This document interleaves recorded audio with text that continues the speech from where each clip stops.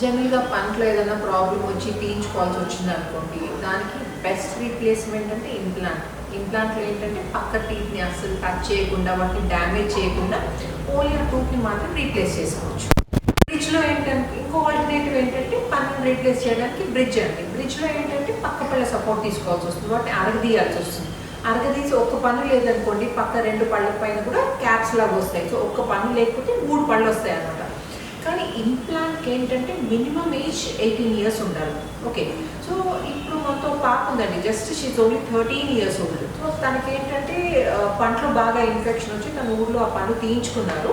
కానీ తనకు బ్రిడ్జ్ చేయించడం ఇష్టం లేదన్నమాట వాళ్ళ పేరెంట్స్కి. సో తనకి ఏంటంటే ఇప్పుడు టెంపరీగా 13 years కదండి, 18 years వరకు ఇంప్లాంట్స్ పెట్టడం కుదరదు. కాబట్టి టెంపరీగా మనం ఒక ఫిక్స్డ్ రీప్లేస్మెంట్ ఇస్తున్నాం. ఇంకోటి కూడా ఇవ్వచ్చండి, తీసి పెట్టే పళ్ళు పెట్టచ్చు. కానీ చిన్న పాప కదండి, తను మెయింటైన్ చేయడం కష్టము.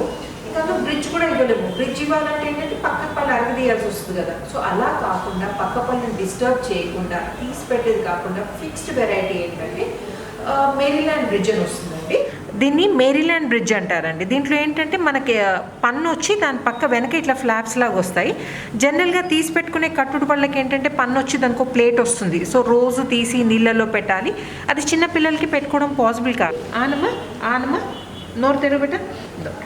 సో ఇక్కడ ఈ ఫ్రంట్ టూత్ తను తీయించుకోవాల్సి వచ్చింది. సో ఇప్పుడు ఏం చేస్తున్నామంటే ఈ మేరీల్యాండ్ బ్రిడ్జ్ ఏదైతే రెడీ చేసామో దీన్ని ఇలా పెట్టి ఈ వెనక దాన్ని ఫిక్స్ చేసేస్తామన్నమాట. సో ఇది తీసి పెట్టాల్సిన అవసరం ఉండదన్నమాట.